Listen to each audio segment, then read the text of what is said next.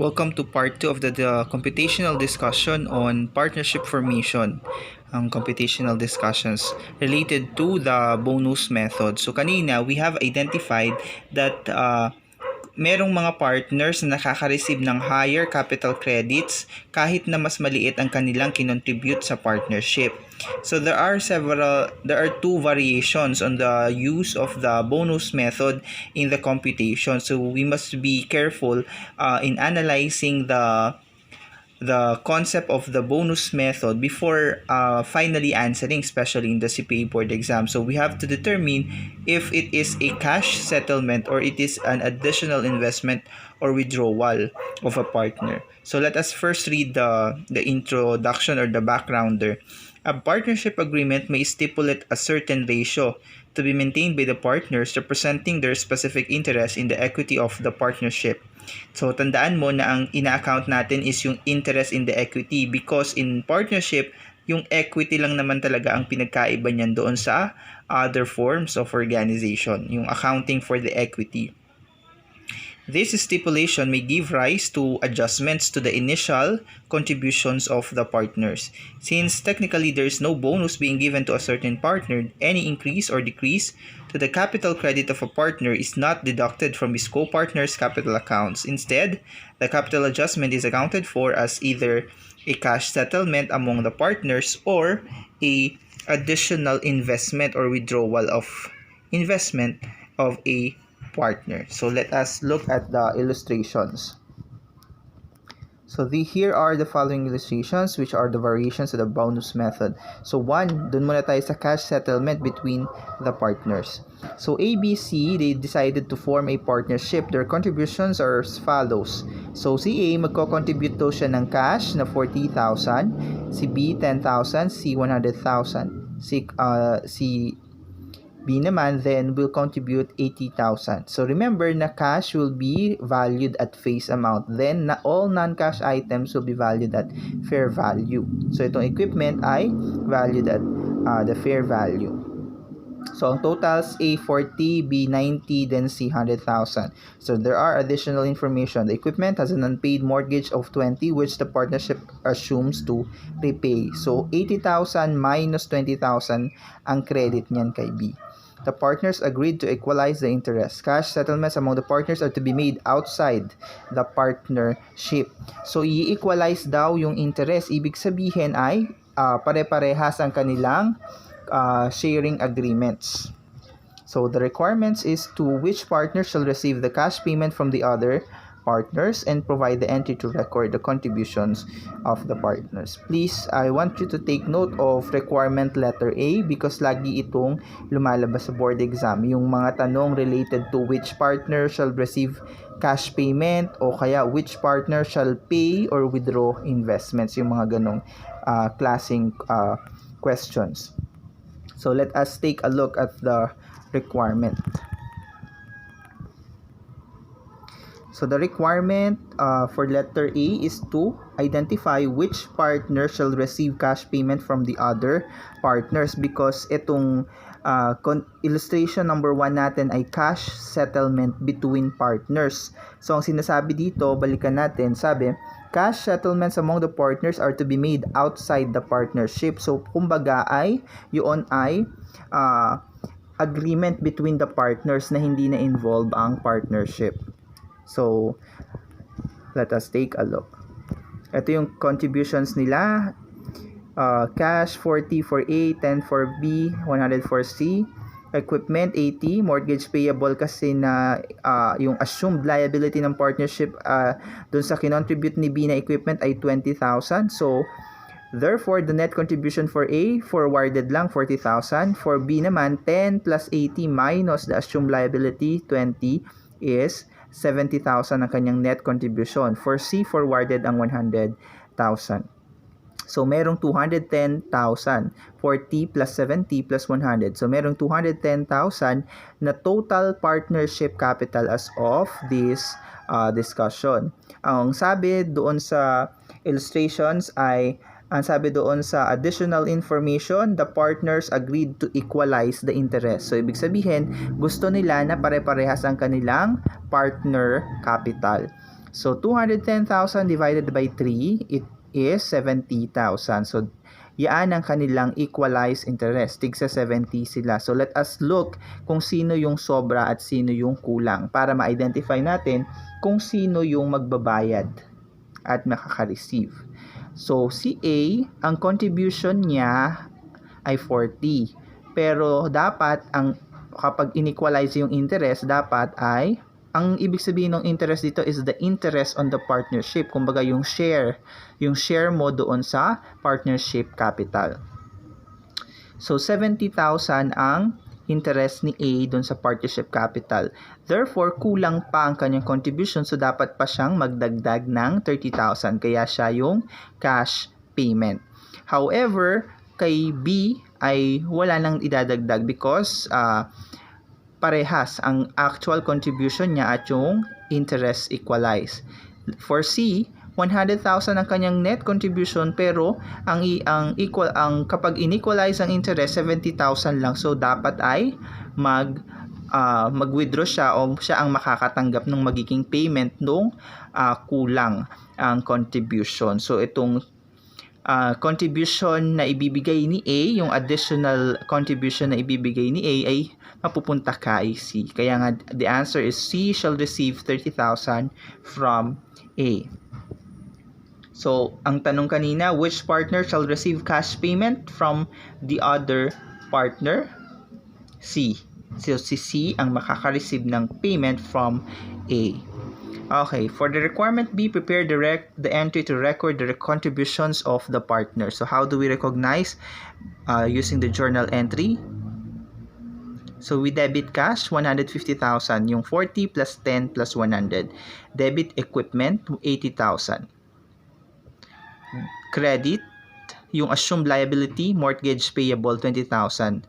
And then, i-credit mo yung equalized interest. A, B, and C capital at 70,000 respectively. So, let us take a look at the notes. The cash settlement among the partners is not recorded in the partnership books because this is not a transaction of the partnership but rather of the partners among themselves. Kung bagayaan ay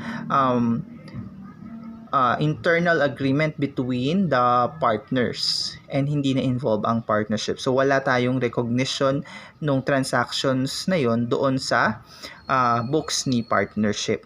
The partnership's capital of 210,000 remains the same after the cash settlement.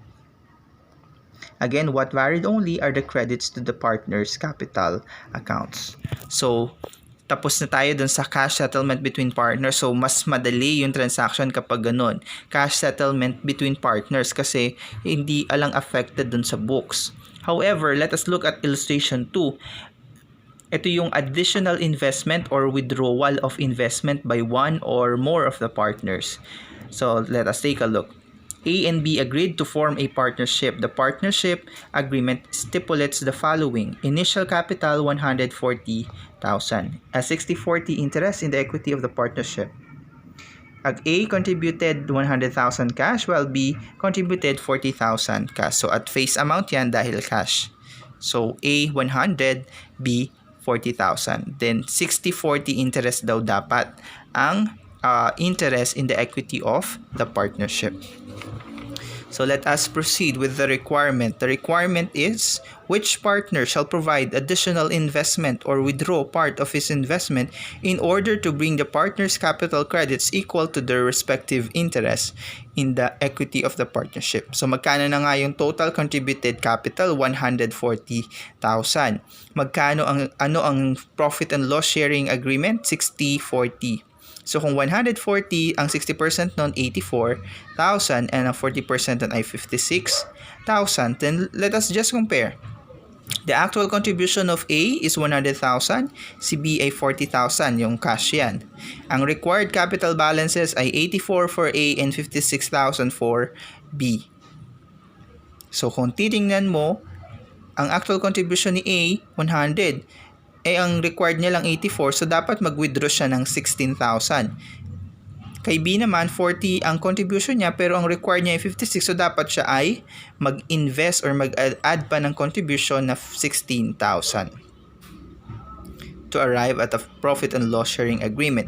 So, ang tinatanong kanina ay kung sino ang partner ang magpo-provide ng additional investment or sino ang mag-withdraw. So, the answer is A shall withdraw 16,000 from his initial contribution while B make an additional investment of 16,000.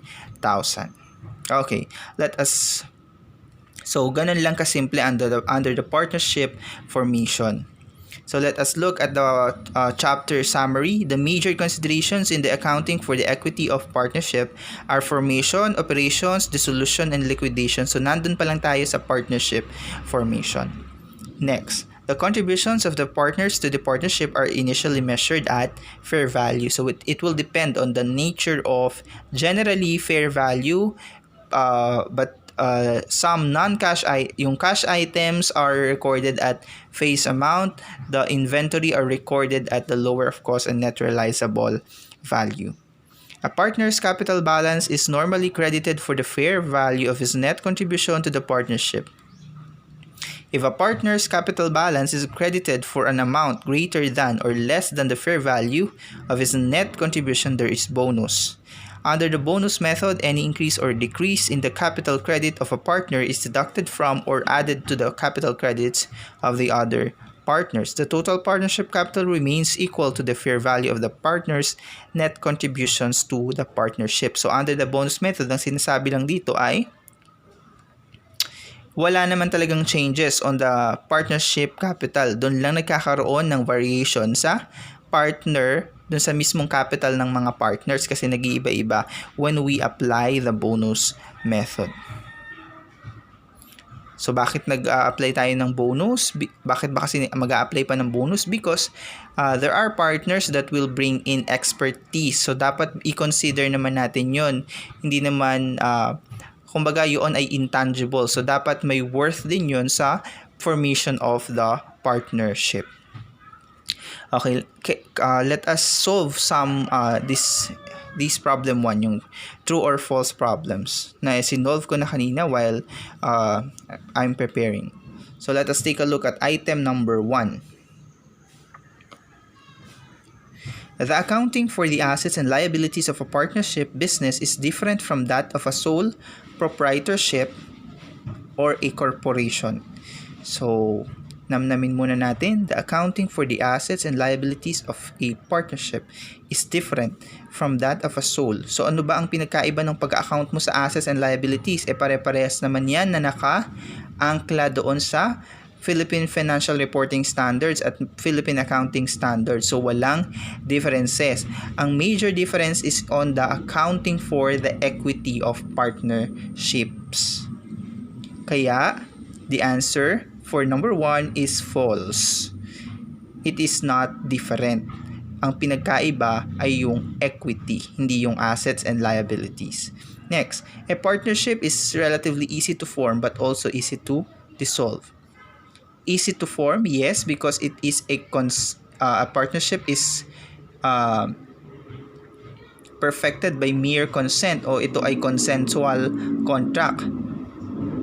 However, madali din itong ma-dissolve because of the several factors enumerated before. So, pwedeng nagkaroon ng disagreement lang partners na dissolve na yung partnership. So, kung wala ng trust and confidence between the partners, pwede yung na-dissolve. So, it is relatively easy to form but also easy to dissolve. This is true. Next, number 3. Mr. A contributed land with historical cost 1 million, fair value 2 million to a partnership business. Mr. A's contribution shall be valued at 1 million in the partnership books. Ano ba ang kinontribute? Land. So kapag land, it is a non-cash item. Kapag non-cash item, yan ay nire-recognize or valued at fair value. So fair value niya ay 2 million. So dapat yung contribution shall be valued at 2 million and not at the historical cost. So number 3 is false. Number 4, a bonus given to a partner is treated as a reduction to the capital accounts of the other partners. A bonus given to a partner is treated as a reduction to the capital accounts of the other partners. Yes, that number 4 is true. Number 5, Miss B contributed equipment with carrying amount 100 and fair value of 200 to a partnership. No bonus is given to any partner. In the partnership's books, equipment is debited for 200. Okay? Kasi kapag equipment or asset accounts naman ay kung magkano naman talaga ang kanyang valuation at fair value, ay yun ang i-debit mo sa kanya. But B's capital account is credited for 100. So the only reason kung bakit mababawasan yan is because of a bonus given to other partners. Pero ang sabi, there is no bonus given to any partner. So, number 5 is erroneous. The equipment should be debited for 200 and the capital account of B who contributed the equipment should be at 200 also. So, hindi pwedeng mas mababa yan kasi wala namang pinuntahang bonus yan. So, number 5 is false. Number 6, Mr. C contributed land with fair value 1 million to a partnership. So, land yan, non-cash item, fair value yan. The land has an unpaid mortgage of 0.2 million, 0.2 so, or 200,000, which the partnership agreed to assume. So, assumed liability yung 200,000. So, 1 million minus 200,000, yun ang net contribution ni Mr. C. The valuation of Mr. C's net contribution is 1.2 million. So, this is false because bakit mo i-add?